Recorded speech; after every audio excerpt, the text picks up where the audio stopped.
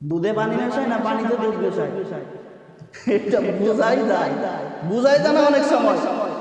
অনেক সময় বোঝা যায় যে পানির মধ্যে দুধ মিশাইছে, দুধের মধ্যে পানি না। আল্লাহ তাআলা এসব থেকে হেফাজত করুন, সকলে বলেন আমিন। এটা অনেক বড় একটা অপরাধ, অনেক বড় একটা গুনাহ। আল্লাহ রাব্বুল আলামিনের নবী হযরত মুহাম্মদ আরবি সাল্লাল্লাহু আলাইহি ওয়াসাল্লামের জামানায় ওনার একজন রাগী একজন সাহাবী ছিলেন। বলেন তো নামটা কি? মাশাআল্লাহ, সকলে জানেন হযরত ওমর রাদিয়াল্লাহু তাআলা আনহু। সমস্ত সাহাবী থেকে রাগী একজন সাহাবী ছিলেন।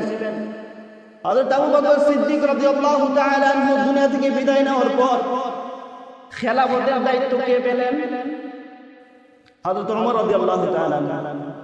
তো হযরত ওমর রাদিয়াল্লাহু তাআলা আনহুর খেলাফত কালে উনি যখন দেশ শাসন করেন ওই সময় ওনার একটা অভ্যাস ছিল, রাতের বেলা এক আধা তিনি মানুষের বাড়ির পাশ দিয়ে হাইটা যাইতেন, খোঁজ খবর নিতেন ওনার জনগণ কোন হালতে আছে, কোন কষ্টের মধ্যে আছে, কিরকম ভাবে তারা জীবন যাপন করতেছে, খোঁজ খবর নেওয়ার জন্য, ওইটা দেখার জন্য, তদারকি করার জন্য রাতের বেলায় উনি বাড়ির সামনে হাঁটতেন, দেখতেন কে কি করে।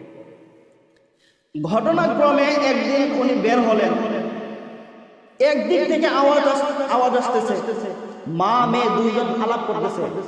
সামনে অগ্রসর হলেন, সামনে গিয়ে দেখেন মা আর মেয়ে দুইজন আলাপ করতেছে। মা বলতেছে, আজকে তো আমাদের গাভীটা দুধ কম দিছে। কি দিছে? আজকে আমাদের গাইটা দুধ কম দিছে।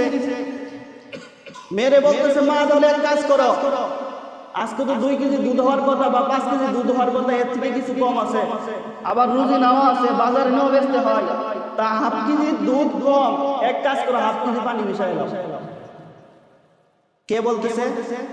মা বলতেছে মেয়েকে, আজকে তো দুধ কম, গাভীর দুধ কম দিছে, তাহলে এক কাজ করো দুধে পানি মিশাও।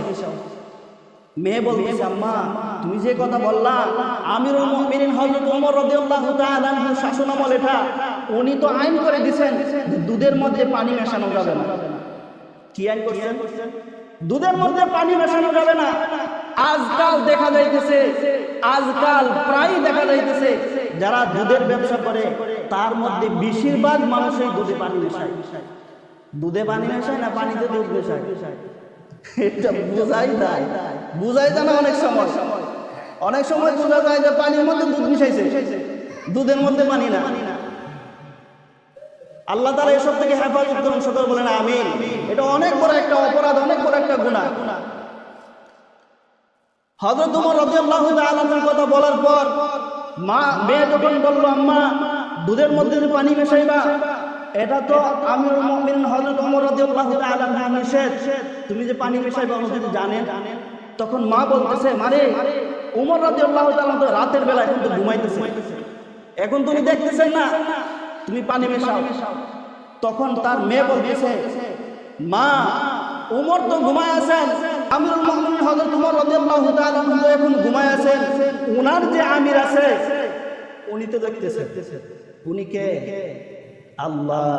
বলতেছেন আল্লাহ তো দেখতেছেন, আমরা যদি এখানে পানি মিশাই ওমর দেখে না, বাহিরের কোন মানুষ দেখে না, আমার আল্লাহ তো দেখে, আল্লাহর কাছে কি জবাব দিবা? পরের দুধে পানি মেশায় নাই। হযরত ওমর রাদিয়াল্লাহু তাআলা কথাগুলো শুনছেন কি শুনছেন না? কথাগুলো শুনলেন, শোনার পর উনি বাড়িতে চলে গেলেন। সকালবেলা উনি খোঁজ খবর নিলেন ওনাদের ব্যাপারে, সম্পূর্ণ খোঁজ খবর নেওয়ার পর উনি বলতেছেন, যে মা মেয়েকে বললো দুধে পানি মেশানোর জন্য, সে পানি মেশায় নাই, সে একজন দিনদার মেয়ে, এরকম মেয়ে তো আমার ছেলের জন্য দরকার। হযরত ওমর রাদিয়াল্লাহু তাআলা প্রস্তাব দিলেন, ওনার ছেলের সাথে ওই মেয়ের বিয়ে হয়ে গেল। সুবহানাল্লাহ। কিসের জন্য? সততার জন্য, ভালো কাজের জন্য। আমরা এখন দুধেতে পানি মিশাইতেছি, আমরা দুধেতে পানি মিশাই, বাহিরের কোন মানুষ দেখেন না, দরজা বন্ধ থাকে, ইচ্ছা মতো পানি মিশাইতেছি, বাজারে বিক্রি করতেছি, মানুষের কাছে বিক্রি করতেছি, কোনো মানুষ জানে না, কোনো প্রাণী জানে না। আহকামুল হাকিমিন আল্লাহ রাব্বুল আলামিন তো জানেন, একদিন বিচার করবেন। এই জন্য আমাদের দুধেতে পানি মেশানো যাবে না, পানিতেও দুধ মেশানো যাবে না। এগুলো যদিও দুটোটা আল্লাহর দান, যদি বলি পানি আর দুধ দুটোটাই তো আল্লাহর দান, সমান সমান, পানি ইচ্ছা মতো মেশানো যাবে না। মিশাইলে পাপ হইব না কি হইব? পাপ হইব। এই জন্য এগুলো থেকে সকলে দূরে থাকবেন ইনশাআল্লাহ। আল্লাহ তাআলা আমল করার তৌফিক দান করুন, সকলে বলেন আমিন।